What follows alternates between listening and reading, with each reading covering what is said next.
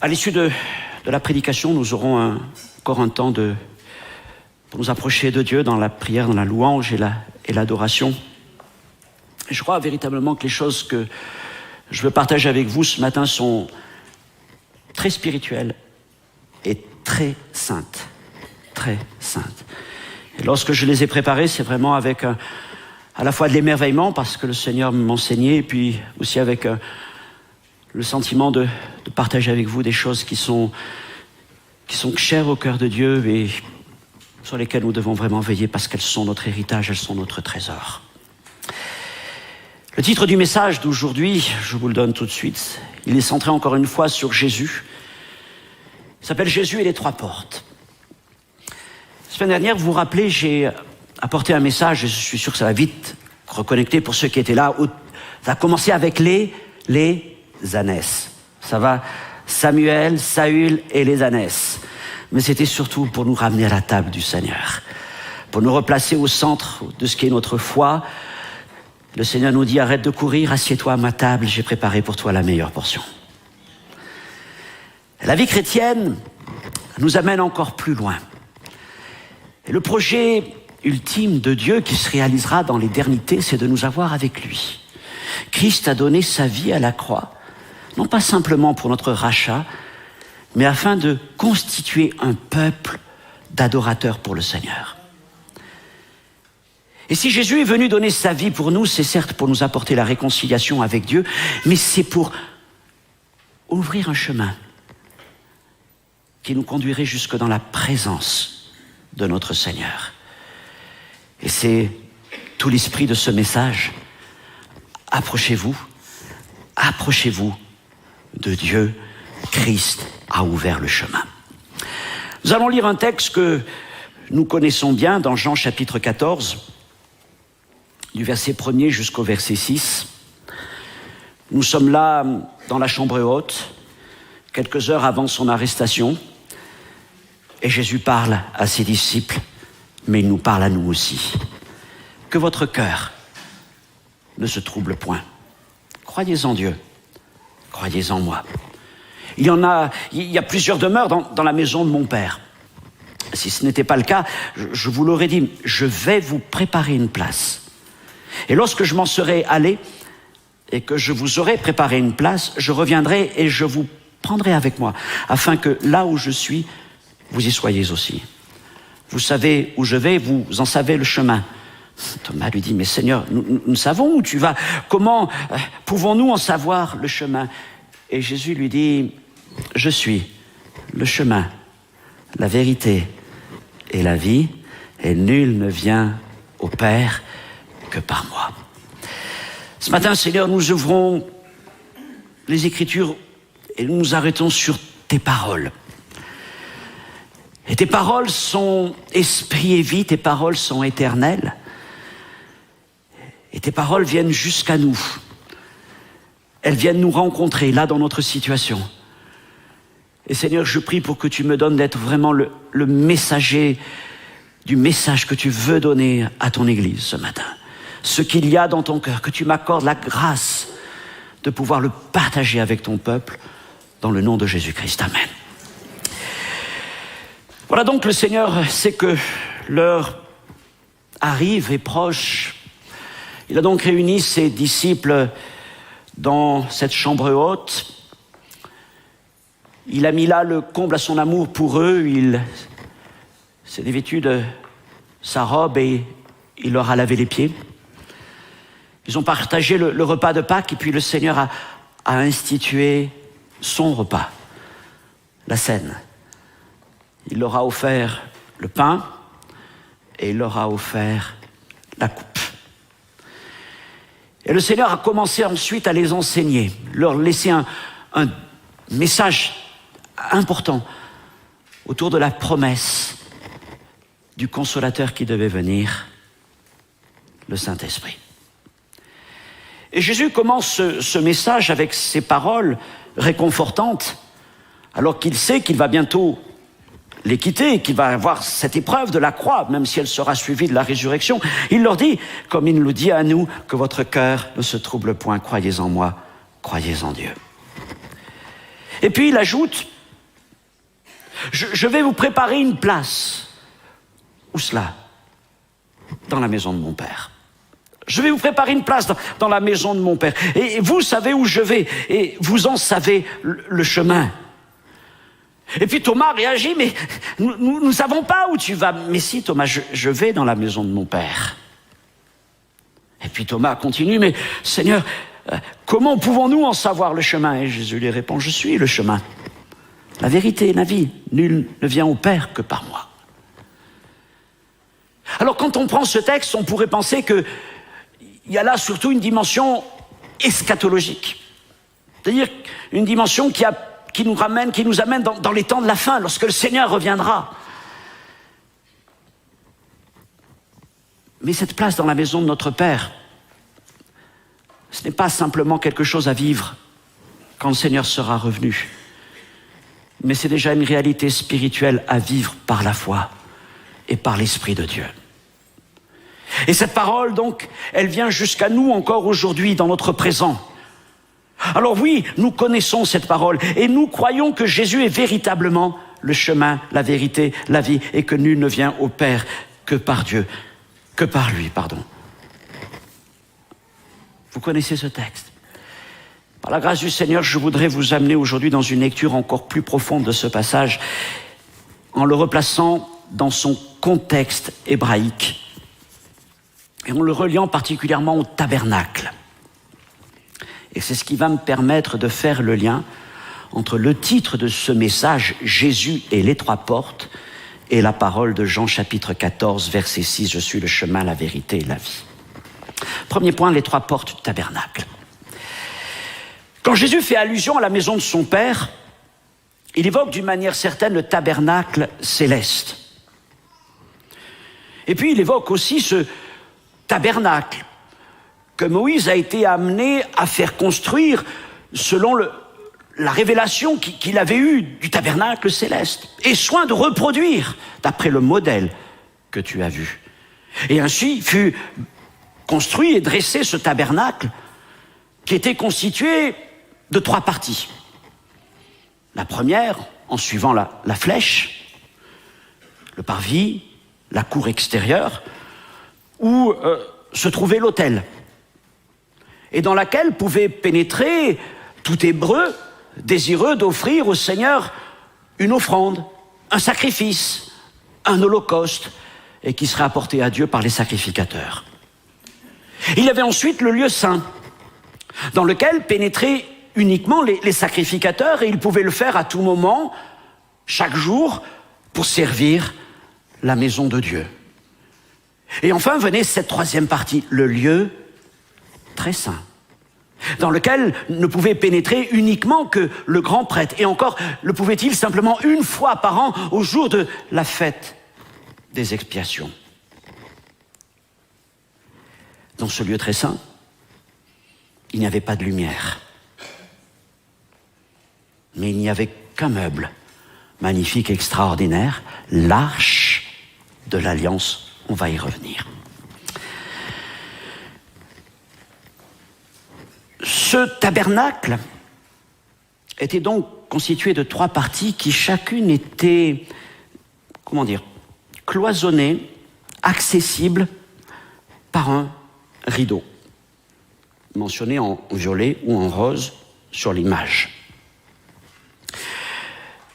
Un rideau, entrée unique dans chacune de ces parties. Vous ne pouvez pas y rentrer autrement que par ces rideaux. Ces rideaux avaient des caractéristiques communes, mais aussi des motifs différents, et puis ils étaient faits parfois de matières différentes.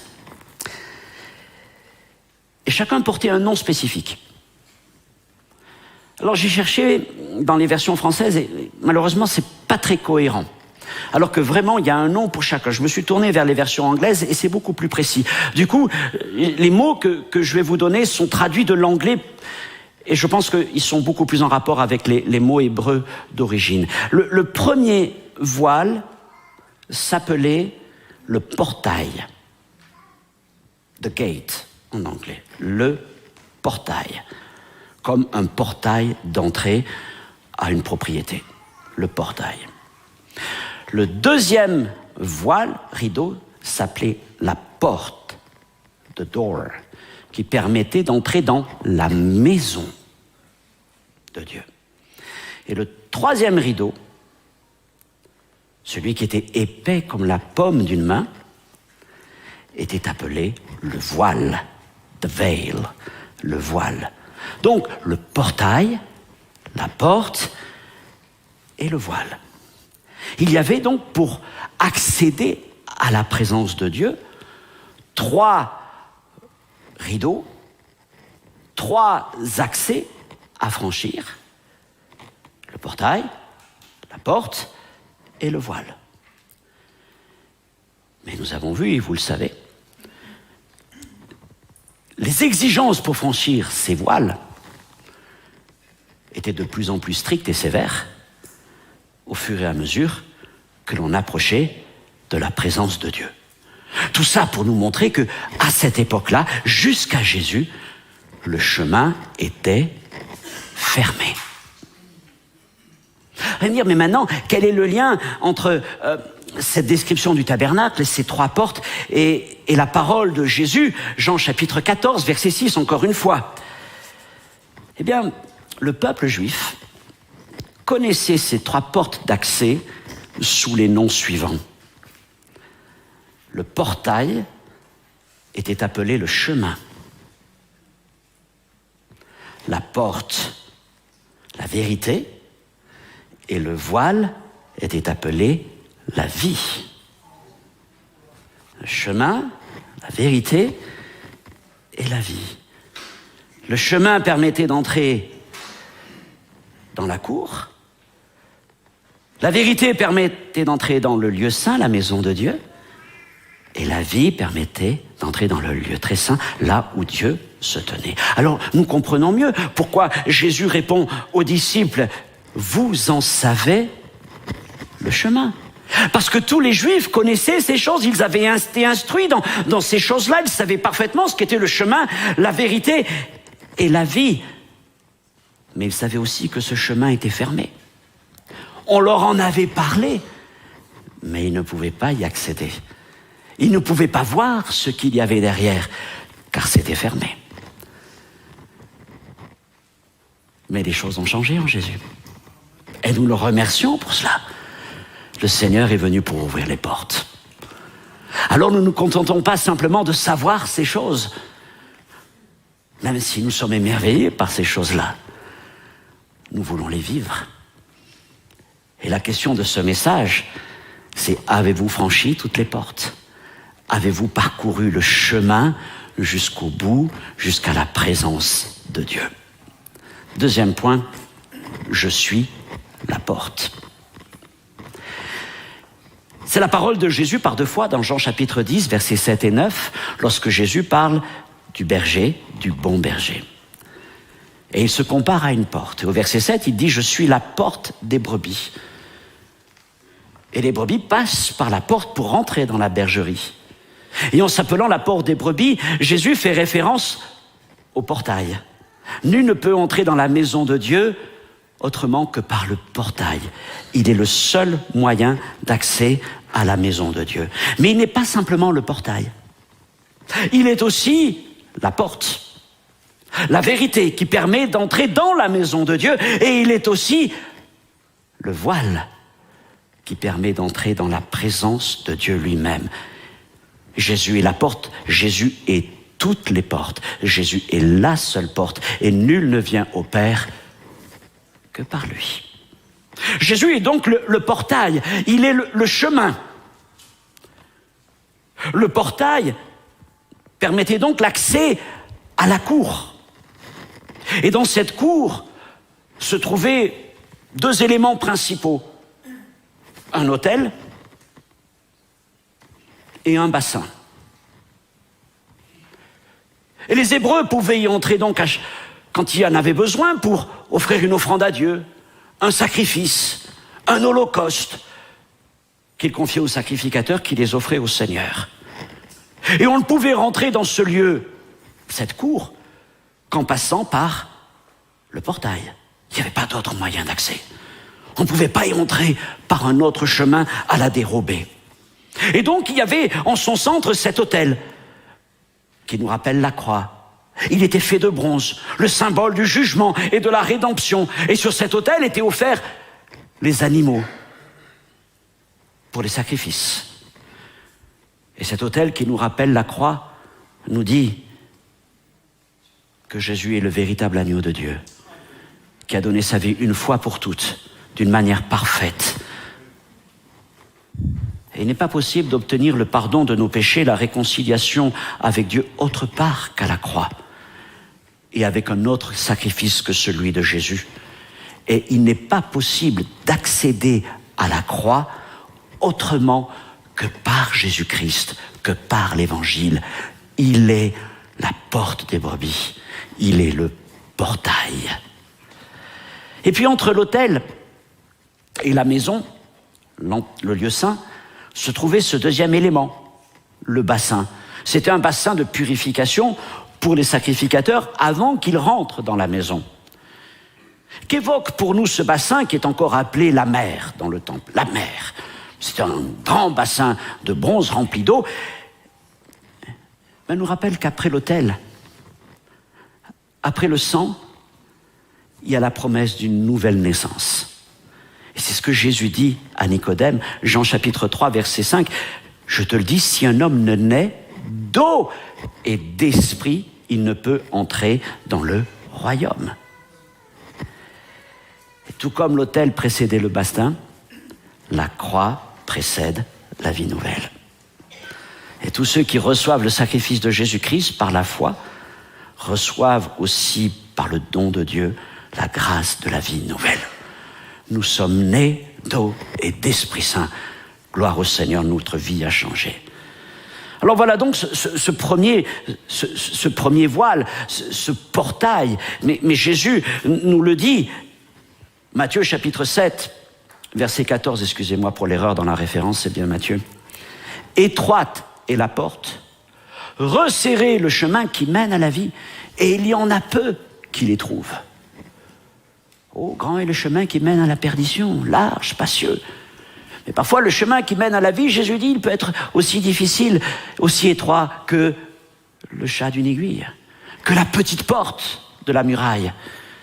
Et pour y passer, eh bien, il faut souvent fléchir le genou, s'humilier, se débarrasser de tout ce qui a encombré notre vie.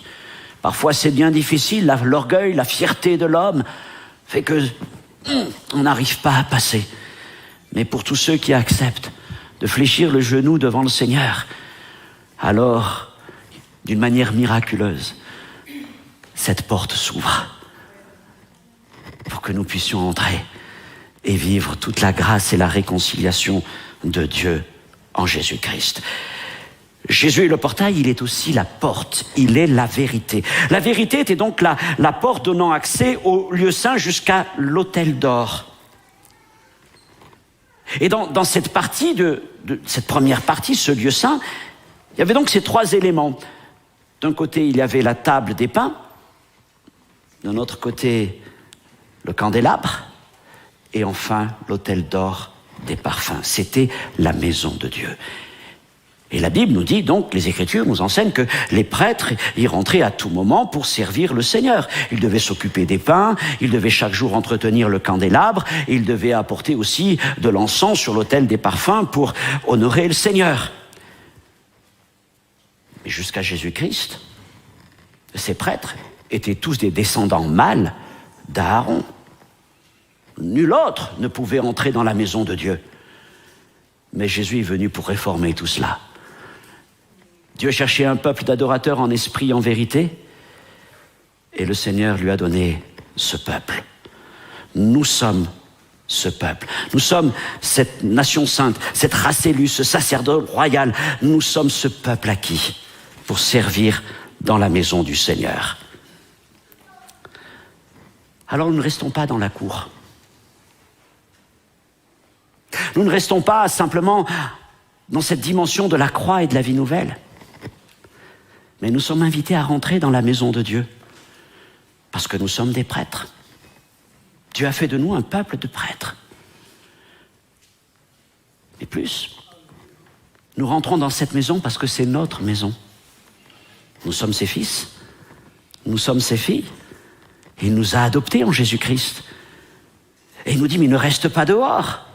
Imaginez que vous allez visiter un ami, un parent proche, ou peut-être des parents ou des grands-parents, que vous entriez, alors il y a le jardin qui est devant, et vous restez dans le jardin.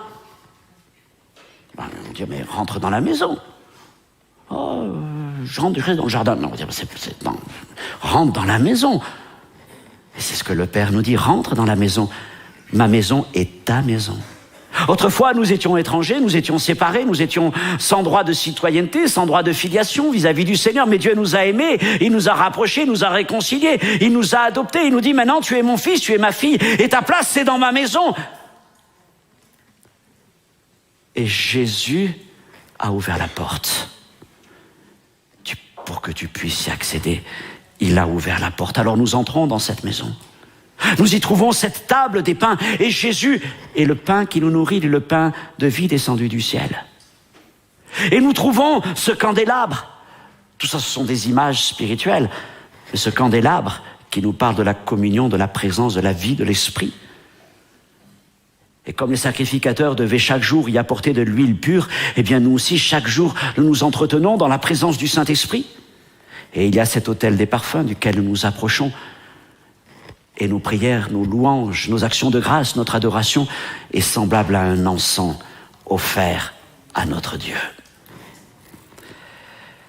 Alors, ta place, c'est dans la maison du Seigneur. Si tu es passé par le portail, si tu as découvert ce chemin merveilleux, ne t'arrête pas. Dieu t'attend dans sa maison. Ces choses, évidemment, sont très saintes et très spirituelles, et elles ne représentent pas grand-chose pour ceux qui n'ont pas expérimenté le chemin. Ils ne peuvent d'ailleurs pas y accéder.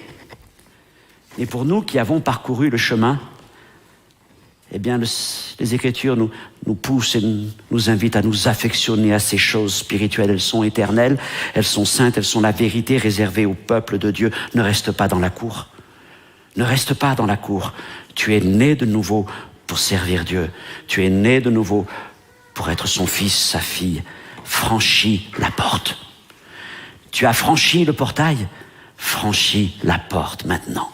Passe cette deuxième porte et entre dans la maison de Dieu. Et viens te nourrir à sa table. Et viens développer cette communion avec l'Esprit Saint. As-tu franchi la seconde porte, la vérité? Es-tu entré dans la vérité? Troisièmement, Jésus est le voile. Il est la vie. La vie, donc, le voile donnant accès à la dernière partie du tabernacle, le lieu très saint, là où se trouvait l'arche d'alliance, et là où ne pouvait pénétrer qu'une seule fois par an le grand prêtre, au jour de la fête des expiations. Et cette arche de l'alliance était magnifique, tout entière d'or, couverte par ce qu'on appelait le propitiatoire, qui était le lieu où on venait apporter, où le sacrificateur apportait le sang des animaux. Elle était surmontée de 2 chérubins qui regardaient à l'intérieur, et il nous est dit que Dieu se tenait là entre les 2 chérubins au-dessus du propitiatoire. Voilà des choses extrêmement saintes. Mais ce lieu était fermé, très fermé. Et le voile était épais. Et personne ne pouvait y entrer comme cela. Et puis Jésus a donné sa vie à la croix. Lui, l'agneau de Dieu. Et au moment où le Seigneur meurt, au moment où il donne son esprit, il nous est dit que le soleil s'obscurcit et le voile du temple se déchira par le milieu du haut jusqu'en bas. Et cette déchirure du voile était le signe de Dieu pour nous dire que le chemin jusqu'à sa présence était dorénavant ouvert pour les hommes. Jésus a ouvert le chemin. Alors, tu es entré dans la vérité, mais es-tu entré dans la vie? Car la finalité de la vie chrétienne reste avant tout une communion étroite et profonde avec Dieu. Ne reste pas en arrière, mais approche-toi. Approche-toi de celui qui t'attend, de celui qui t'appelle. Il est la vie. Il est la vie en abondance. Troisième point, Jésus, le voile déchiré. Je reprends ce beau passage d'Hébreux 10 en deux fois. D'abord, versets 19 et 20, où l'apôtre écrit « Nous avons au moyen du sang de Jésus une libre entrée dans le sanctuaire par la route nouvelle et vivante qu'il a inaugurée pour nous au travers du voile, c'est-à-dire de sa chair. » En donnant sa vie pour nous à la croix, sa chair, semblable à un voile, a été meurtrie et déchirée. Et si au moment où Jésus meurt à la croix, le voile saint, sacré, se déchire dans le temple, je voudrais vous dire que Jésus n'est pas simplement le voile. Jésus est aussi le portail déchiré. Il est la porte déchirée. Il est le voile déchiré. En Jésus, toutes les portes ont été déchirées. Toutes les portes ont été ouvertes. Et une route nouvelle et vivante a été inaugurée au moyen de son sang. Et c'est une route qui nous conduit de la terre jusqu'au ciel, de la terre jusqu'à la présence de Dieu, jusqu'au trône de Dieu. Et c'est une route sur laquelle vous ne trouverez plus de portes fermées, parce que Jésus les a ouvertes une fois pour toutes. Et nul n'a le pouvoir de fermer ce que Dieu a ouvert en Jésus-Christ.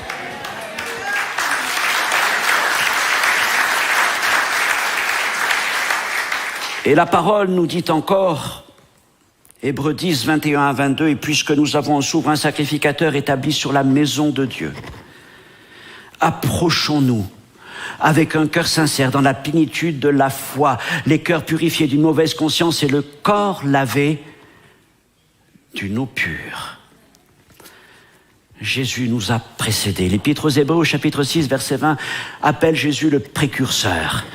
Celui qui passe en premier, celui qui ouvre un chemin, celui qui trace un chemin, celui qui sécurise un chemin. Et Jésus nous dit, voici, je suis le chemin, la vérité et la vie. L'auteur de l'Épître aux Hébreux nous presse de prendre ce chemin, d'emprunter ce chemin et d'avancer, de parcourir tout le chemin. Suivons-le jusqu'au bout. Jésus a ouvert toutes les portes. Ne t'arrête pas.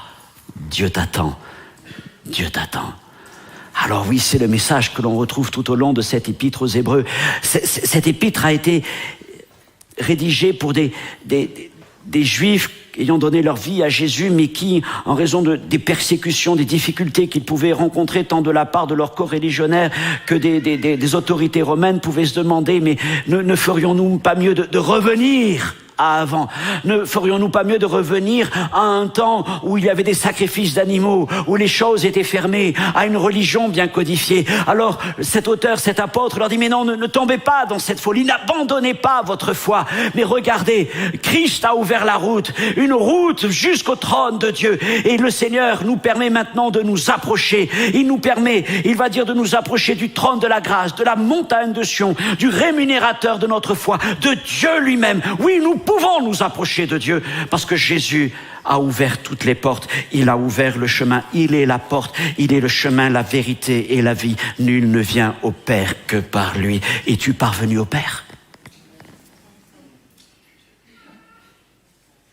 Es-tu parvenu au Père? Es-tu allé jusqu'au bout du chemin? As-tu franchi toutes les portes? Ne te contente pas d'une, mais passe-les toutes les trois.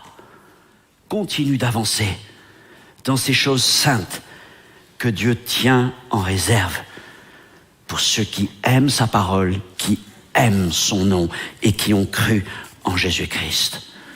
En Jésus, tu peux avancer. En Jésus, tu peux t'approcher. Évidemment, sur ce chemin, nous y avançons avec une crainte, non pas une crainte d'une condamnation, d'un jugement, d'une culpabilité, mais la crainte de la révérence que nous apportons à Dieu, de l'honneur que nous apportons à Dieu.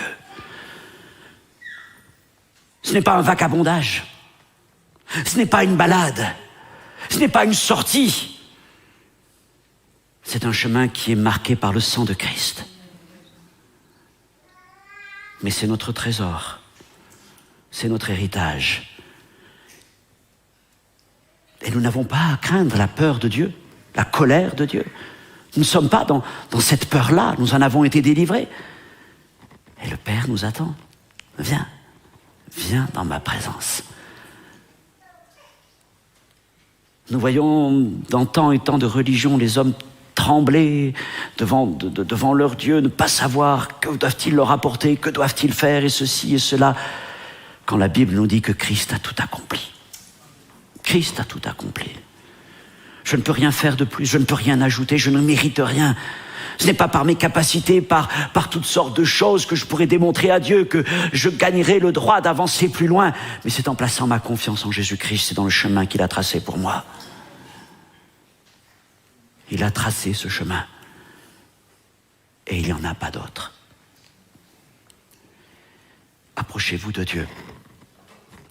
Et comme ces Hébreux se posaient des questions de savoir s'ils allaient retourner aux choses anciennes, à cause de tout ce qu'ils subissaient jour après jour, peut-être toi, mon frère, ma sœur, je ne dis pas que tu vas retourner aux choses anciennes, mais parfois tu as tellement d'épreuves, tellement de difficultés que oui, c'est vrai qu'il y a un chemin qui est tracé, mais j'y arrive pas. J'ai pas le temps. Ou alors je me sens indigne. Je me sens impur. Quand le Seigneur te dit, viens, approche-toi. Approche-toi. Plus tu seras près du cœur de Dieu. Et plus les choses que tu redoutes, les choses qui t'affligent, s'évanouiront devant lui. Ta place, c'est là dans la présence de Dieu.